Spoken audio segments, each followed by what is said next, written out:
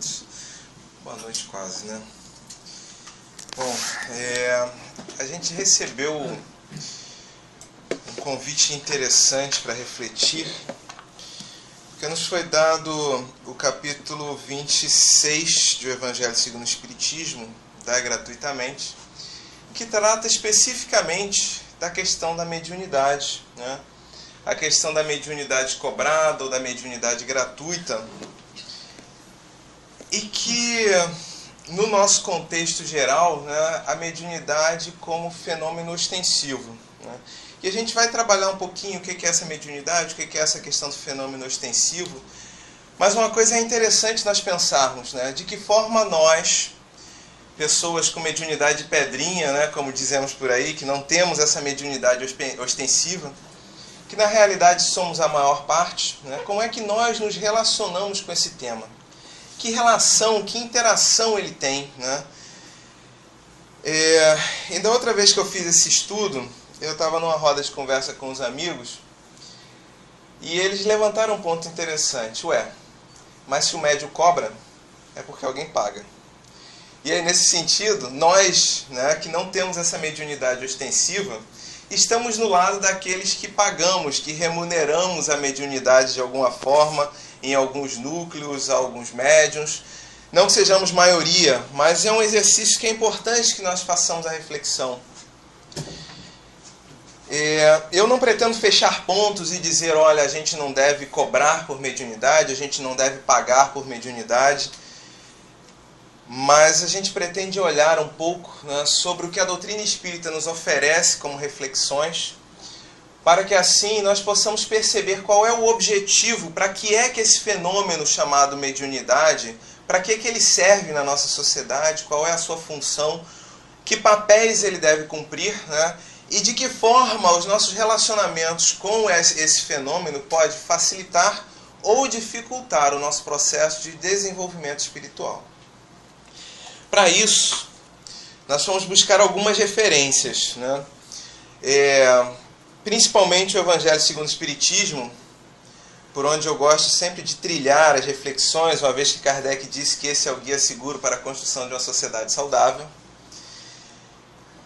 E aí lá dentro nós fomos no capítulo 20, o trabalhador da última hora, capítulo 2, o meu reino não é deste mundo, capítulo 3, das muitas moradas na casa de meu pai, o capítulo 11, amar ao próximo como a si mesmo, o próprio capítulo 26, que fala do dar gratuitamente o que gratuitamente recebemos, e obviamente, como estamos falando de mediunidade, vamos buscar algum apoio no livro dos médiuns, que é um excelente tratado sobre mediunidade, que norteou e norteia ainda hoje as atividades dos médiuns que se dizem espíritas e de muitos outros médiuns que não se dizem espíritas, mas que usam esse guia de referência como norteador de suas práticas, de seus estudos, de seus desenvolvimentos. No livro dos médiuns, especificamente, nós fomos aos capítulos 29 das reuniões das sociedades espíritas. Em especial, há uma instrução das reuniões em geral, que tem algumas informações importantes para a gente.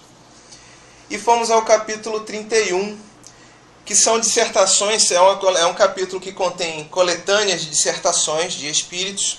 Especificamente nos interessa uma mensagem de Santo Agostinho, intitulada Acerca do Espiritismo.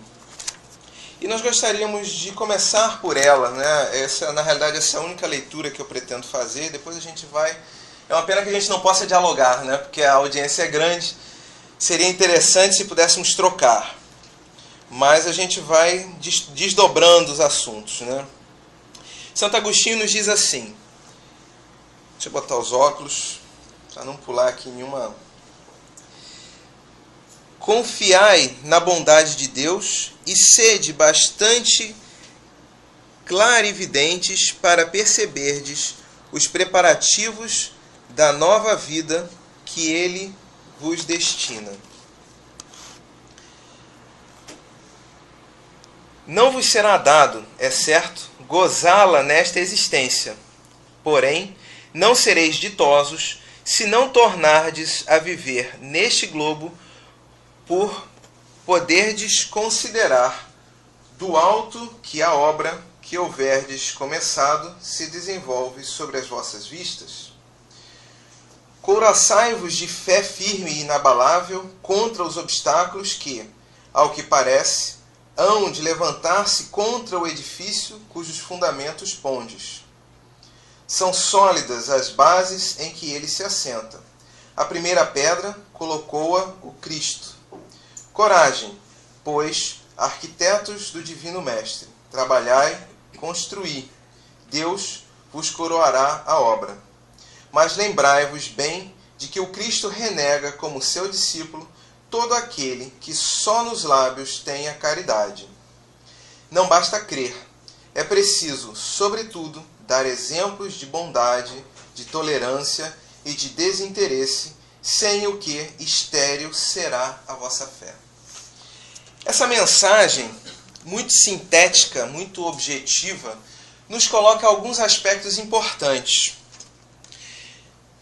Nós estamos aqui cumprindo, tentando nos desenvolver para chegarmos a um objetivo maior a que Deus nos destinou.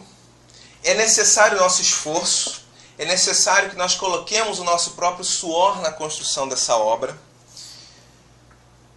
E esse suor se manifesta através do exercício cada vez mais intenso e contínuo da caridade. Esse legado, a que se refere Santo Agostinho, ele é, na realidade, a tal da vida futura que o Cristo nos sugeriu. Uma vida além dessa vida material que nós vivemos, uma vida com outras perspectivas, com outro olhar, com outra forma de nos manifestarmos. E aí, nesse momento, talvez seja interessante nós fazermos um pequeno recorte para lembrarmos de alguns princípios básicos que norteiam o pensamento da doutrina espírita. Somos espíritos imortais, que contamos com a possibilidade de estarmos encarnados e a possibilidade de reencarnarmos tantas vezes quantas necessárias para nos desenvolvermos, para percebermos-nos como seres imortais que somos, filhos de Deus, e assim fazermos a nossa escolha por um comportamento ético de respeito ao outro na mesma medida que nos respeitamos, que é o tal do amar a Deus sobre todas as coisas e ao próximo como a nós mesmos. Contamos ao longo dessas oportunidades com todos os recursos necessários e suficientes para que nós façamos esse nosso aprendizado. Então nós não estamos aqui esquecidos em momento algum, não estamos aqui sendo injustiçados. Pelo contrário, cada uma das situações que se abrem em nossas vidas são situações que, se bem vividas, se refletidas, se colocado o nosso esforço para transpor, nos garantirão o aprendizado acerca de nós mesmos, que nos levarão a sermos optantes pelo bem, a realizarmos, a praticarmos a caridade, não de forma refletida, mas de forma automática, como algo natural que acontece. E assim estaremos integrados dentro da grande obra, de forma plena, de forma eficiente, de forma eficaz. Uma outra informação interessante quando nós nos lembramos disso é percebermos que a nossa natureza espiritual é bem distinta da natureza material. Nós nos servimos da natureza material para concretizarmos os nossos estudos, os nossos aprendizados, para trilharmos a nossa caminhada. Mas a natureza material não é o fim de nossos objetivos, é apenas o meio. E muitas vezes nós nos esquecemos disso. Nós ainda temos dificuldades de lidar com essa realidade. É um processo de aprendizado, um processo em que, aos poucos, nós vamos tomando consciência de nós mesmos como espíritos imortais e vamos investindo cada vez mais tempo na conquista dos valores espirituais a que estamos destinados. No capítulo 11 de O Evangelho segundo o Espiritismo, Lázaro nos fala sobre um processo a que todos nós estamos sujeitos. E ele diz que nós saímos da base instintiva até construirmos os sentimentos e em seu auge, em seu ápice, o amor. o amor irrestrito por absolutamente todos os seres, que nos leva a respeitarmos uns aos outros. E coloca no processo, nesse processo de caminhada, né, o estágio das sensações, um estágio de corrompimento, um estágio de distração no meio dessa matéria, e a partir das consequências dessas nossas distrações, a tomada de decisão, através do desenvolvimento de nossa capacidade analítica, de nossa capacidade crítica, que nos leva à construção de sentimentos. Essas informações nos são muito importantes, porque à medida que nós começamos a pensar ou a repensar os nossos modelos de vida, nossas condutas, considerando essas premissas, muitas vezes nós seremos levados a questionar se os únicos objetivos da vida são objetivos materiais. Se não deveríamos abrir ou começar a abrir algum espaço para percebermos a espiritualidade à nossa volta, para percebermos as relações dos espíritos conosco, para percebermos a nossa realidade principal, né? E à medida que nós nos questionamos sobre isso, nós vamos abrindo um grande espaço para esse contato com os espíritos, que nos traz informações extremamente importantes, valiosas, acerca da nossa destinação, das causas e das consequências que estão envolvidas e que geram as nossas situações de vida, nos trazem um grande lenitivo, um grande alívio para as nossas dores, para os nossos sofrimentos, porque significam o nosso exercício, né? E o principal viés desse contato, a principal fonte de informação, não é a leitura de grandes jornais, não é a leitura de jornais que saem a preços populares, não é a TV a cabo, muito menos ouvir rádio ou internet. A principal via de contato entre nós e o mundo dos espíritos desencarnados se faz através de nós mesmos, pelo fenômeno que foi denominado, que foi classificado na doutrina espírita como sendo o fenômeno da mediunidade, em que espíritos desencarnados aproximam-se de nós, almas, espíritos encarnados, e nos comunicam suas ideias, seus pensamentos, suas instruções, das mais variadas formas, né? Nós temos algumas que nos são muito comuns, como os fenômenos das materializações, em função de todo o histórico de surgimento da doutrina espírita. Nós temos muito próximo de nós, né, já comemorando aí 10 anos de partida, mas nós temos a exemplificação de Chico Xavier, que nos trouxe através da mediunidade da psicografia, em que ele transcrevia as mensagens que recebia da espiritualidade, né? Nós temos fenômenos, o fenômeno da mediunidade se manifestando através dos passes, né? E aí nós estudamos, nós nos aprofundamos nesse sentido para conseguirmos trabalhar juntamente a espiritualidade que traz do mundo espiritual, que traz da natureza e soma aos nossos fluidos, né, as energias necessárias para manter ou para nos ajudar na manutenção de nossos estados de saúde. Esses são apenas alguns exemplos da mediunidade, né? Mas o que é fato para nós refletirmos é o nosso canal de comunicação com o mundo espiritual se faz pela mediunidade. Então, alguns indivíduos encarnam com um corpo especialmente adequado, especialmente adaptado para ser um ponto de referência, um ponto de contato mais intenso com esse plano espiritual. Eles funcionam como um elo, porque eles percebem com mais facilidade a presença dos espíritos e conseguem transmitir para nós encarnados as ideias. Trazer os recursos, os alívios, as notícias daqueles que partiram, entre outras tantas funções. E é exatamente sobre essa questão do exercício que coube-nos refletir hoje, né? Será que nós não poderíamos continuar nos virando sozinhos?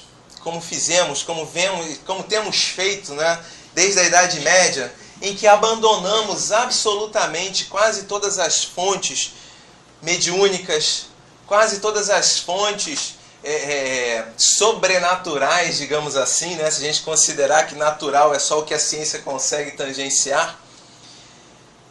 Talvez, mas muito provavelmente essa caminhada seria muito mais lenta, né? Vejam quanto de entendimento nos foi possível sobre a vida espiritual, sobre nossos reais objetivos, no momento em que se abriu uma série de fenômenos mediúnicos que culminaram com a compilação da doutrina espírita. Médiuns trazendo mensagens de espíritos em diversas partes do planeta, em diversas línguas, versando sobre os mesmos assuntos, mostrando que há um ponto de vista coerente e que faz muito sentido se nós olharmos sob a ótica da razão, comprovando a sobrevivência da alma, né? No momento crítico em que nossas ciências brigavam para provar a não existência de Deus.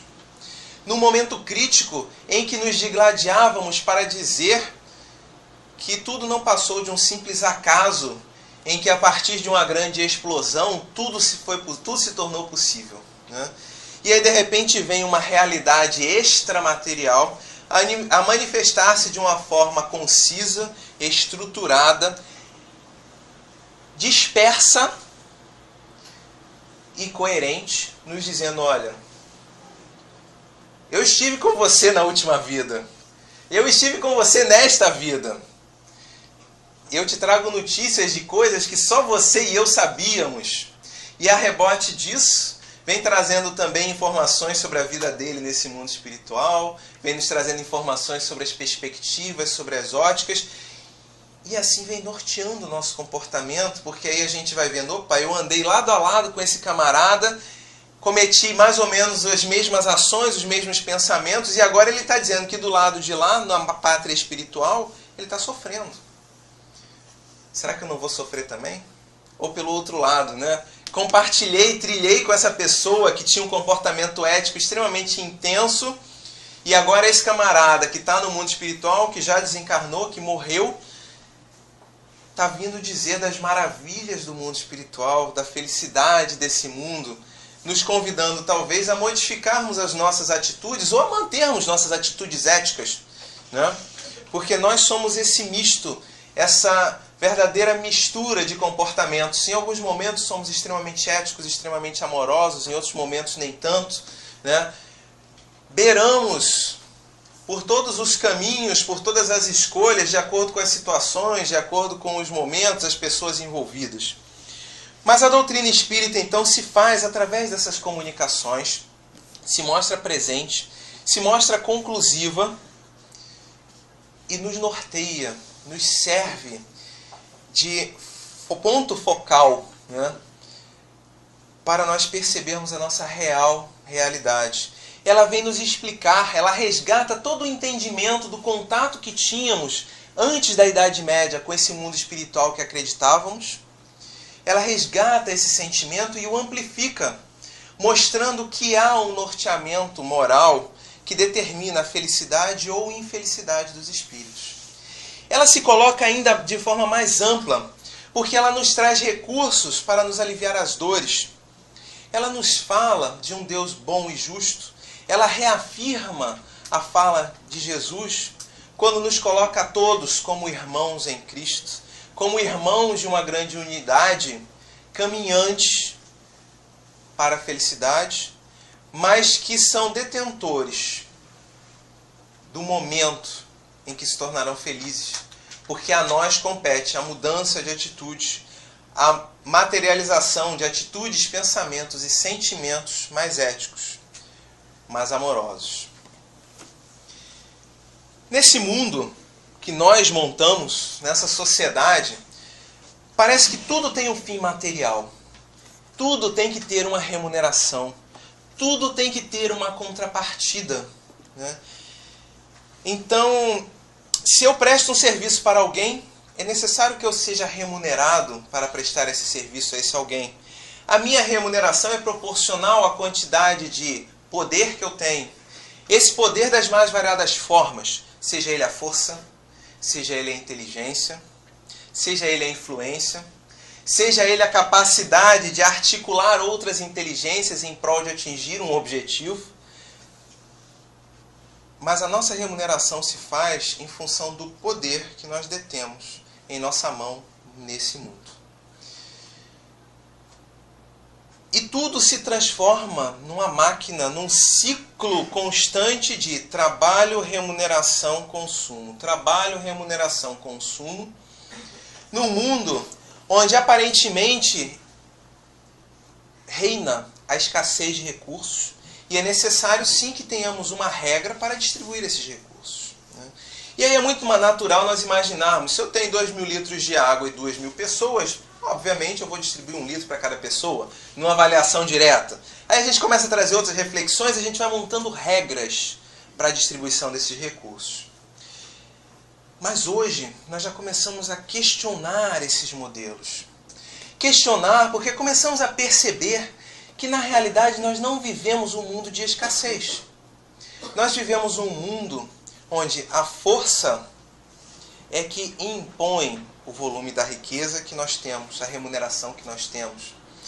Se nós pararmos para pensar, tudo é dessa forma. Quanto custa 1 metro quadrado na zona sul do Rio de Janeiro? Quanto custa 1 metro quadrado no Leblon, em Ipanema? Fortunas. Mas será que é porque falta espaço ou falta moradia? Qualquer um que teve a oportunidade de viajar de avião sabe que o que mais tem nesse mundo é espaço. Por que os alimentos ficam tão caros? Com certeza não é pela falta de espaço para plantar. Talvez seja por uma questão de conveniências em que nós nos colocamos na posição de sermos os mais fortes, os detentores daquele recurso e nos julgarmos merecedores de receber de forma diferenciada aquele recurso. Porque se nós decidíssemos reorganizar todo esse arranjo, talvez nós conseguíssemos começar a achar outras formas de articular a nossa sociedade e fazer a distribuição desses recursos. Se começarmos a pesquisar, nós vamos ver diversas iniciativas já na nossa sociedade nesse sentido. As ferramentas de economia solidária, as sociedades alternativas, né? A eliminação da moeda como forma de remuneração, a troca de serviços e outros tantos mecanismos que de alguma forma buscam equilibrar a distribuição dessas riquezas, reduzir a distância, a diferença entre os ricos e os pobres, tornando assim os recursos mais acessíveis a todos. Se nós formos expandindo esse pensamento, entrando um pouco na ótica do Cristo, nós vamos começar a perceber que talvez este seja realmente o nosso grande desafio. Porque a vida material nos parece um ambiente escasso, porque realmente nós vivemos num sistema fechado chamado planeta Terra, em que de alguma forma os recursos são finitos. Mas nós nos esquecemos que vivemos dentro de um universo em expansão. Nós esquecemos que nós conhecemos cerca de 10% da matéria que compõe esse universo.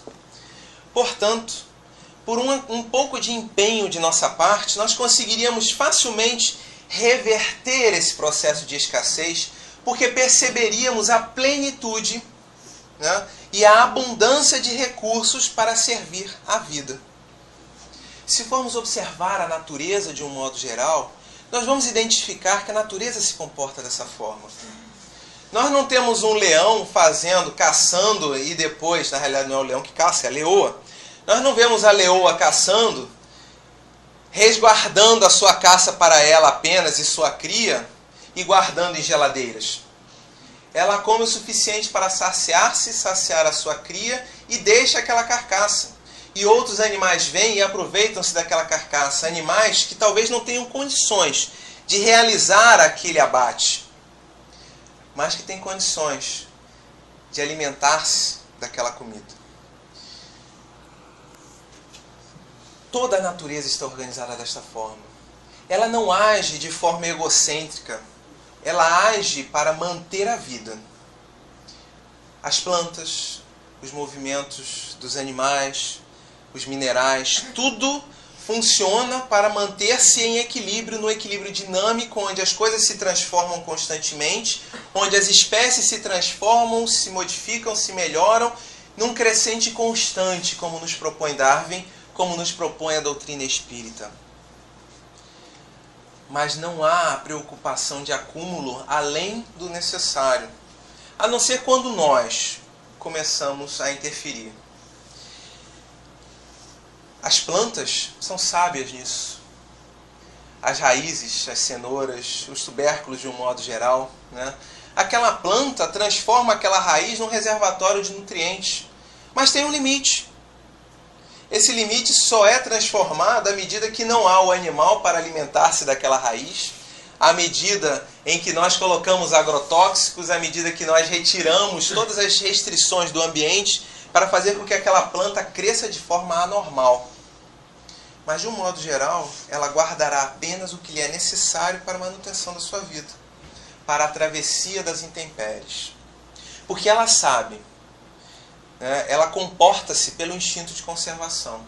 Ela não tem a consciência de si enquanto ser, mas ela percebe que está perfeitamente inserida dentro de um ambiente e comporta-se pela lei de conservação, pelo instinto de conservação, pela lei de destruição e segue o fluxo. Nós é que a partir dessa busca pelo entrosamento maior entre nós e nós mesmos, pela exacerbação deste instinto de conservação, pela busca desenfreada pelas sensações, como nos sugere Lázaro, pelo corrompimento de nosso entendimento como seres, no momento que nos tornamos conscientes de nós mesmos, é que desenvolvemos o orgulho e o egoísmo e montamos todo este sistema que hoje vem mostrando já muitos pontos de transformação em direção ao solidário. Talvez já seja um prelúdio para refletirmos exatamente sobre nossa vida espiritual. Uma vida plena, onde a escassez não existe, onde há plenitude de recursos e o limitante para as nossas ações somos nós mesmos, dentro de nossas capacidades, dentro de nossas competências. E aí vocês devem estar se perguntando, onde é que todo esse pensamento chega? Como é que isso desemboca na questão da mediunidade paga? A mediunidade, ela mobiliza recursos espirituais que tem como propósito nos ajudar, nos auxiliar de uma forma mais intensa nesse exercício de amarmos ao próximo como a nós mesmos. De amarmos a nós mesmos. É um exercício muito mais espiritual, muito mais moral do que material. A mediunidade ela surge como um contraponto e ela deveria, segundo a orientação dos espíritos, ser entregue, ser distribuída para todos à medida da necessidade de cada um e não à medida da capacidade que cada um tenha de remunerar.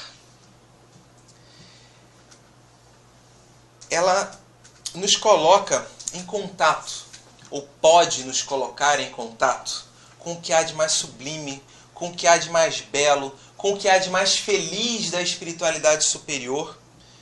Ela pode servir como ferramenta para estreitarmos os nossos laços uns com os outros como irmãos universais, como irmãos na criação. Ela funciona como um balizador para nos lembrar, olha, é possível ser espíritos extremamente felizes. Vocês têm essa guia, vocês têm essa referência. Aproveitem-na. Sensibilizem-se e reflitam sobre indulgência, sobre caridade, sobre perdão. Exercitem, através da mediunidade, a formação desses elos, desses vínculos de sentimentos nobres. Apoiem-se uns aos outros, comuniquem ideias, compartilhem conhecimentos. Essa é a proposta da mediunidade com Jesus. Uma mediunidade que tem o objetivo de nos ajudar a transcender o nosso estado ainda primitivo, o nosso estado imperfeito, né? Nos ajudando a fazermos a escolha pelo bem. Mas à medida em que nós trazemos todo o nosso conjunto de imperfeições, todos os nossos modelos construídos a partir de nosso entendimento equivocado acerca da vida, equivocado porque é restrito, né? Pensa sobre aquele ponto de vista do mundo em que os recursos são escassos, né? À medida em que nós trazemos todos esses nossos modelos para dentro da prática mediúnica, os espíritos superiores que desejam agir e atuar de forma equitativa, ou seja, atendendo à medida da necessidade de cada um, começam a afastar-se, abrindo espaço para que através daquele médium manifestem-se apenas os espíritos que compartilham destes modelos egoístas e orgulhosos de organização da sociedade. Ou seja, né, à medida em que nós exercitamos a mediunidade de uma forma paga, à medida em que nós exercitamos a mediunidade e que nós utilizamos, nós somos clientes desta mediunidade, que diz que só é uma boa mediunidade, só é um bom médium aquele que é bem remunerado, nós estamos abrindo espaço para sermos cada vez mais atendidos por espíritos imperfeitos. Espíritos com condições que estão no movimento de desenvolvimento, sim, mas com condições de atendimento ainda mais restritas. Talvez até aquele nosso companheiro de copo, né, que desencarnou antes da gente e que veio nos trazer alguns conselhos. E aí imaginem que tipos de conselhos um companheiro de copo pode nos dar se ele não tiver feito ainda todo o movimento de transformação moral, não tiver feito ainda a opção pelo bem. Né? Então, a questão da mediunidade, ela surge nesse contexto para nós repensarmos o nosso modelo. Será que realmente só deve receber algo aquele que tem condições de remunerar por esse algo? Será que apenas aquele que exige uma remuneração muito alta é aquele que é realmente capaz e competente para exercer aquele papel? Que tipos de companhias nós estamos buscando? Que tipos de vínculos, que tipos de elos nós estamos estabelecendo com a espiritualidade? Que tipos de espíritos estamos escolhendo à medida em que nos cercamos de espíritos que valorizam um modelo que prima pelos aspectos do orgulho e do egoísmo? Normalmente, se nós formos fazer uma pesquisa, nós vamos identificar que os pontos de falha dos grandes médiuns, aqueles médiuns que vieram e que manifestaram-se de forma excelente em nossa sociedade por algum tempo, e em específico nós falamos na questão da cura, porque é onde temos mais referências, nós vamos ver que aquele médium começa a falir exatamente no momento em que ele tem o seu ego enaltecido, aquele momento em que ele começa a se tornar, começa a se perceber como o mensageiro e não apenas um servidor do Cristo. À medida em que aquele trabalho começa a exigir remunerações, a exigir pagamentos exóticos. E com o passar do tempo, aquele médium que realizava um trabalho excelente em nome do espírito tal, continua dizendo-se, né, médium do espírito tal, mas nós vemos uma queda de qualidade no trabalho prestado. E muitas vezes, se começarmos a passar pelo crivo da razão, nós vamos vendo que aquelas mensagens, aqueles trabalhos, já não são mais dotados de um princípio espiritual, de uma proposta de reformulação de nossas imperfeições, já não são mais tão dotados de um convite à reformulação de nossos atos, de nossos sentimentos. E começam a caracterizar-se muito mais por uma manutenção de uma relação de trocas materiais. Ali a queda do médium. Ali o risco de nossas vidas, quando chegamos a um desses médiums e nos colocamos às vezes a nossa vida em risco, porque seguimos determinadas orientações, determinadas prescrições médicas, determinados tratamentos exóticos, às vezes por vezes até invasivos, em que temos os nossos corpos perfurados por instrumentos. Muitas vezes esses tratamentos podem até mesmo surtir algum efeito. Mas para um mundo que é muito mais espiritual do que material, será que faz sentido pensarmos que toda essa ajuda só pode chegar, só pode se materializar na matéria densa através de cortes, de suturas, de mensagens e de pagamentos?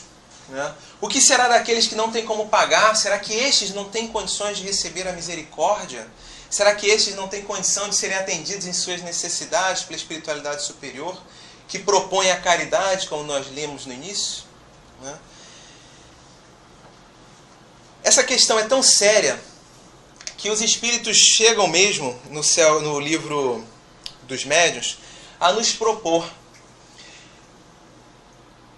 que exerçamos menos a mediunidade, para que consigamos buscar formas de remuneração na vida material, para que o exercício mediúnico possa ser gratuito. Isso é muito sério, porque nós vemos pessoas, nós vemos missionários que entregam suas vidas em prol do outro, no exercício do bem, como Chico, né, como Divaldo Franco, como outros tantos que em determinado momento praticamente congelaram suas vidas materiais para viver em função da caridade. E muitas vezes nos sentimos estimulados a de alguma forma montarmos um modelo de prática da caridade em que através da nossa ação possamos ser remunerados para continuar fazendo a caridade. E os Espíritos nos dizem, olha, ok, mas se for com a mediunidade é necessário repensar, porque o propósito da mediunidade não é esse. O propósito da mediunidade é materializar de forma limpa, de forma santa, no sentido extremo da palavra, o contato entre nós, espíritos imperfeitos, e a espiritualidade superior, que atua de forma inequívoca no atendimento das nossas reais necessidades. E aí, é exatamente nesse ponto que nós chegamos, né, ao questionamento. Ok, então na hora em que eu tenho uma questão, na hora que eu tenho uma necessidade, na hora que eu tenho uma dúvida, na hora que eu percebo a possibilidade de me cercar da espiritualidade para receber um recurso, eu preciso ter muito cuidado com essa escolha. Porque se eu escolho a mediunidade paga, a mediunidade remunerada, talvez eu não esteja me unindo, talvez eu esteja estreitando laços com espíritos que não são do Cristo, que ainda não são tão optantes pelo bem, que ainda têm seus equívocos, né? Agir dentro da mediunidade gratuita, nos beneficiarmos através da mediunidade gratuita, tem esse tom de pensarmos, né, o que nós queremos para nós. Será que eu quero realmente que aquela mãe de santo me dê os números da Mega Sena acumulada para que eu fique mega milionário? Será que eu quero saber se a minha mulher está ou não me traindo? Será que esse é o propósito que a espiritualidade superior propõe para esse contato com os espíritos? A doutrina espírita nos diz que não. O propósito é mais amplo. E aí provavelmente, se eu estiver sendo traído, um espírito superior não vai me dizer se eu estou ou não, mas ele vai me convidar à indulgência, à reflexão, ao carinho, à reflexão de que, opa, peraí, se eu estou com esse medo é porque de repente eu estou fazendo alguma coisa na minha relação que está levando para fora o meu partner. Então é necessário que eu transforme alguma coisa em mim. O espírito superior não vai nos dar o número da Mega Sena. Ele vai nos dizer, olha, vai e trabalha, se esforça, procura colocar tuas competências para que você aprenda a relação de causa e efeito. Busca e acharás. Se esforça porque a espiritualidade vai trazer, né? Então, fica pra gente, nesse capítulo, pelo menos para mim, né, nessa reflexão, que pensar sobre mediunidade gratuita é pensar qual é a expectativa que eu tenho quando eu busco um atendimento mediúnico. Que tipo de expectativa eu tenho quando eu chego a uma casa espírita, quando eu entro numa instituição que aplica passe, quando eu procuro uma informação sobre um parente que já se foi. Qual é a minha expectativa? Será que é a expectativa daquele espírito imortal encarnado que está tentando melhorar-se, desenvolver-se, tornar-se mais ético, optante pelo bem?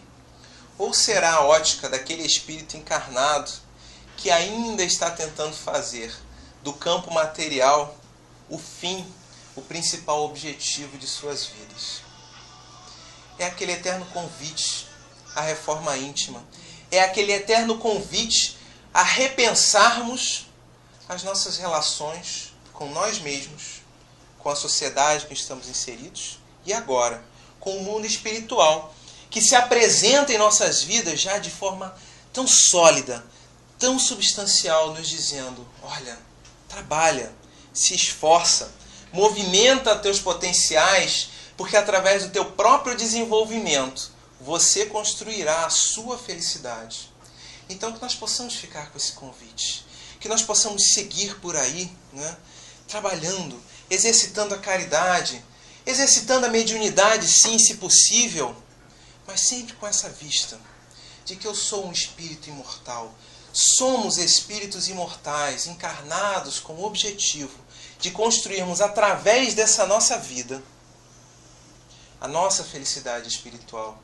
Então comecemos a plantar hoje as sementes da felicidade espiritual que nos é reservada para em breve.